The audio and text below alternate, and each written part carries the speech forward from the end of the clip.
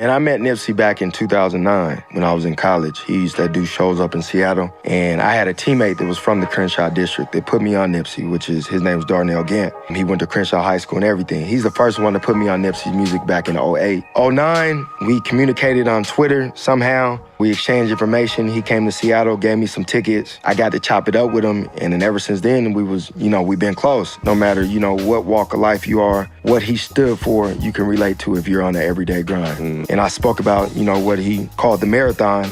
It's a lifestyle. If I needed game on anything, life, about the mental part of things, about keep going and running your race, that's somebody I always chopped it up with, and somebody that always gave me real, genuine game, no matter what the circumstances was. And it's rest in peace to him forever, and somebody that, left a huge mark on society, on the culture, where, guys like us come from. And he lived life the right way, and I think that's why so many people can relate to, what he stood for. What's the best piece of advice he ever gave you? I think just to never give up. I remember one time he telling me, your race is your race. Don't ever compare it to nobody else's. And I think throughout my whole career, I always took that and ran with it. Because, it's, especially in our profession, it's hard to not compare yourself to the next dude. Right. Especially when dudes is getting paid and you play the same position and you producing the same. But once he told me that back in before I got to the league, I took that and ran with it. I was never worried about what the next man was doing. I was always worried about and focused on, my marathon and my race, because my shit is gonna be different than anybody else's.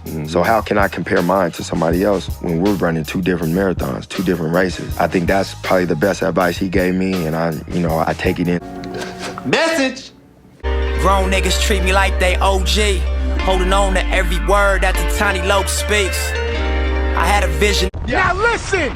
That's called bars. You know nothing about that. Peace. Back with another one of my installments.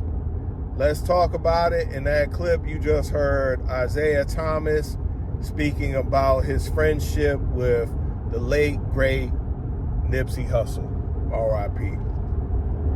You're not going to find too many people who are going to speak badly about this man. I mean, not in the entertainment space. Now, maybe when it comes to the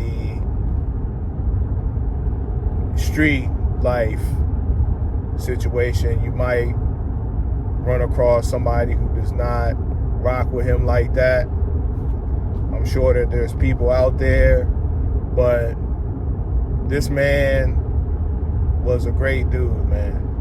I never met him, of course, but his aura just shined a different light, that he wasn't really on that violent stuff, and he was trying to push positivity. At least that's what I get from watching his interviews and listening to his music and things like that. So, I don't know, man. Gone too soon, but they always say that the good die young, right? So, this is just my 2 cents added on.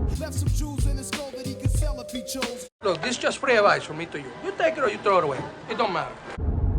Like, hype, comment, and subscribe. And if you are enjoying the content, which I know you are, and you would like to donate to the channel, the opportunity is there, because the link to the Cash App will be in the description of this video.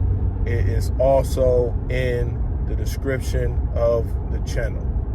Thank you for stopping by, and as always, peace!